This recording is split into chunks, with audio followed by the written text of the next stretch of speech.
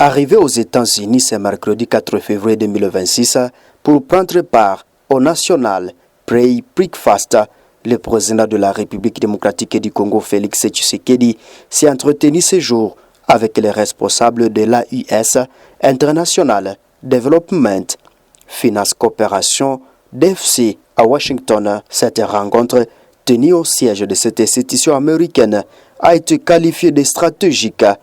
Elle était axée sur les partenariats économiques entre les deux pays, la DFCN, Banque de développement, Serva du port, entre les acteurs publics et privés, a exprimé un vif intérêt à soutenir la vision de la RDC au regard du potentiel économique présenté par le chef de l'État, a indiqué la presse présidentielle. En décembre 2025, le partenariat stratégique signé entre les États-Unis et la République démocratique du Congo prévoit une série de mécanismes de suivi et de rendez-vous réguliers. Distinguée première dame Denise Nyakeru Tshisekedi, bravant le froid de l'hiver, la communauté congolaise des États-Unis a, comme à l'accoutumée, réservé un accueil chaleureux au couple présidentiel.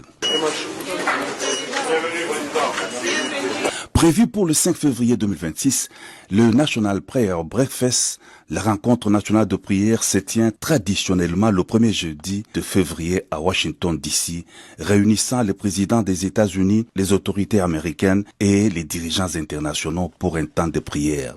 La visite officielle du président de la République à Washington marque une étape majeure dans le renforcement du partenariat stratégique entre la RDC et les États-Unis d'Amérique.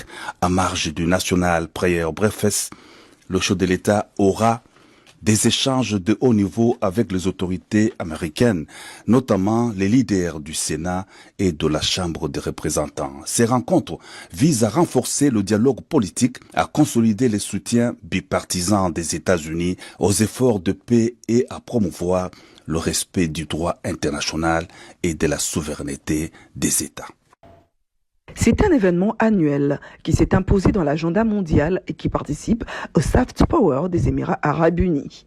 Le sommet mondial de gouvernement qui a ouvert ses portes ce 3 février rassemble de chefs d'État et de gouvernement, des ministres et des décideurs publics, des experts internationaux, des leaders du secteur privé et organisations internationales. Invité à ce grand rendez-vous, le président de la République, Félix-Antoine Tshisekedi Tshilombo, a participé à la cérémonie d'ouverture et au panel. Le World Government Summit a pour objectif de créer une plateforme de dialogue global pour réfléchir ensemble aux défis mondiaux et aux formes futures de gouvernance, notamment l'intelligence artificielle, la santé, l'éducation, le climat, l'innovation et le leadership de gouvernement. Ce sommet mondial a été l'occasion pour les Émirats Arabes Unis d'exposer ses projets futuristes, comme cette voiture taxi, son conducteur qui sera lancé à la circulation à Dubaï à partir du mois d'avril de cette année. Dans la suite du président de la République à Washington, le ministre de la Communication et Médias, porte-parole du gouvernement, a échangé avec le membre de la communauté Banyamulenge, le Tutsi du roi du Nord et Sud Kivu, résident aux USA. Les hôtes du ministre Patrick Muyaya ont dénoncé toute forme d'instrumentalisation de leur communauté pour justifier l'agression rwandaise sur le sol congolais. Nous sommes en plein cœur de Washington. Le membre de la communauté Banyamulenge ainsi que le Tutsi congolais résident aux États-Unis d'Amérique étaient face au ministre de la Communication et Médias, porte-parole du gouvernement, qui le recevait pour un échange sur la situation sécuritaire dans l'Est de la RDC. Dans les différentes prises de parole, ils ont dénoncé l'instrumentalisation de leur communauté par le Rwanda pour justifier la guerre en RDC. Nous disons merci au président pour tout ce qu'il a fait, pour tout ce qu'il continue à faire.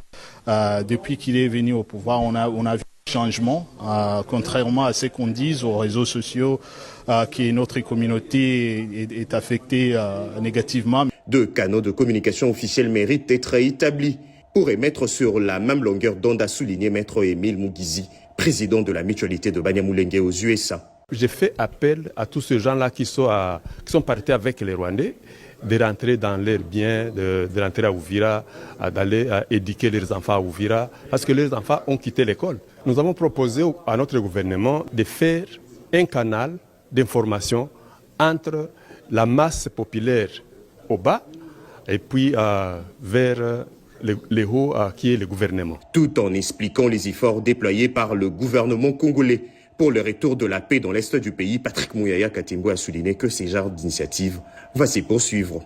Aujourd'hui, qu'on ne vous trompe pas, lorsqu'il y a une instrumentalisation qui passe par la guerre, parce qu'à Uvira, il y a au moins 1500 morts, il y a 300 000 déplacés, il y a 12 000 enfants qui ne retrouvent plus de famille à cause de ce qui s'est passé. La question de la sécurité de la communauté Banyamulenge à Uvira, qu'elle ne se pose plus parce que nos messages ont été clairs. Et même nos compatriotes Ouazalendo l'ont compris. C'est dans un climat en train de...